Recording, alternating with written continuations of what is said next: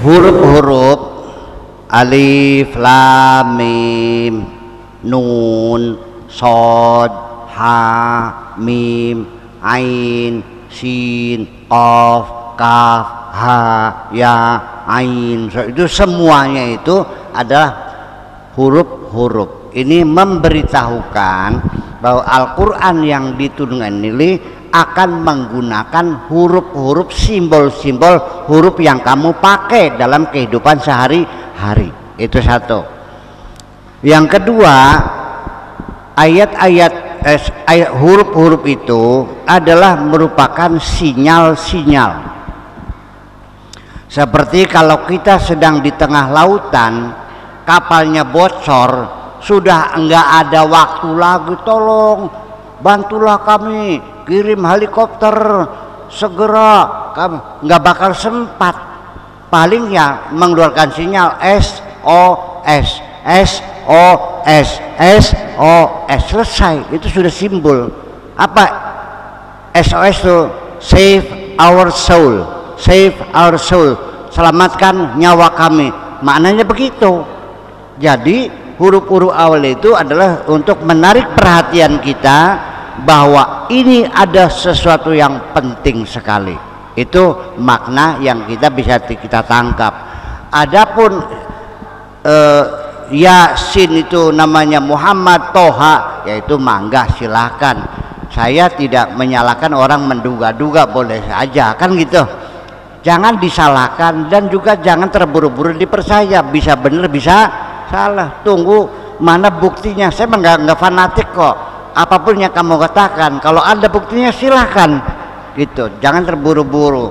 Nah hanya saja ini para ahli hikmah memang iya, itu ayat potong itu digunakan untuk simpul-simpul ilmu hikmah, untuk ngemat perempuan gitu, ngemat nih kafaya ain shad ditulis pakai zaparon kan itu, nanti di lingkaran dalam wafak sulasi Al-Ghazali ya kan, yang jumlahnya ke kanan 15, ke kiri 15, ke atas 15, semuanya kan gitu ya. Itu bisa, dan itu sebetulnya adalah merupakan pengetahuan yang sangat privat sekali, sangat privat sekali. Satu ketika ada orang yang nanya begitu, kafaya ain shad, apa maknanya? Pengen tahu? Oke, sekarang Bapak baca, nanti besok malam Jumat di tempat yang sepi, mana yang kamu anggap paling sungil di kampung ini? Nggak usah diceritain orangnya ya, orangnya ada dan ulama besar juga nih. Kasih. Sampai kapan? Sampai subuh bacanya, dari mulai jam 12 malam dikerjain tuh. Apa ceritanya? Pingsan dia tuh melihat sesuatu. Oh jadi sekarang kamu udah tahu kan maknanya kaf, iya, tapi tolong jangan diberitahukan kepada siapapun.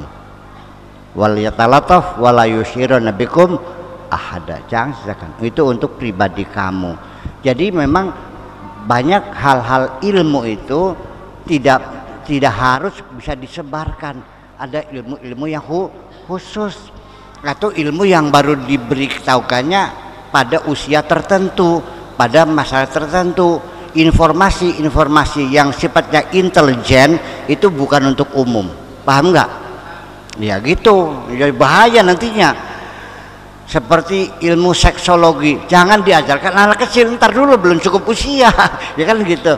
Nah ilmu juga sama, jadi artinya ilmu hikmah, ilmu hakikat, ilmu torekat, ilmu ma'rifat itu mah nanti. Yang penting sekarang nih sudah ilmu syariat saja dulu.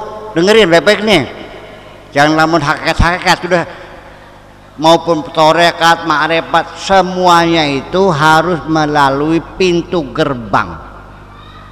Jadi syariat itu adalah pintu masuk. Jangan coba-coba masuk tidak melalui pintu. Artinya harus syariat dulu. Yang saya ajarkan adalah syariat, Pak. Bukan aneh-aneh, nggak syariat aja lah kan gitu.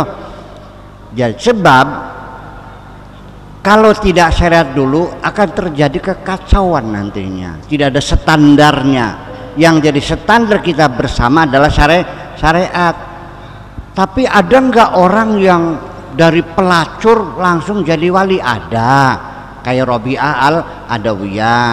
Ada nggak preman, tukang perampok, pemabok tiba-tiba jadi wali? Ada, namanya Zunun al-Masri. Tapi itu jarang terjadi.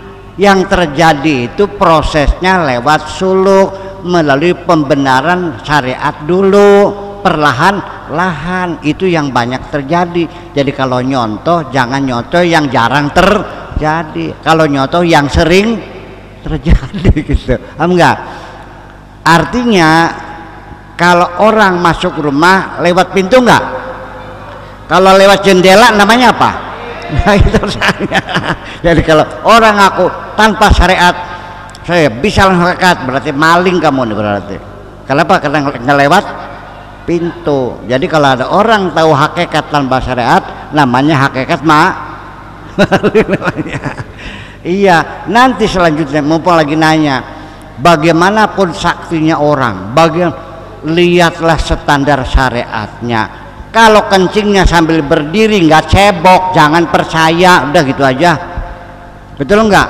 Sekalipun sembar-sembur sakti, kalau ternyata tidak sholat, jangan percaya, udah gitu aja sama. Setuju nggak Pak? Ya wis koran bae. Tolong jangan, umat jangan disesatkan macam-macam. Nanti ujung-ujungnya nipu, kebobodohan nih kone, menggandakan uang maning. Duh, dipaham-paham baik ah.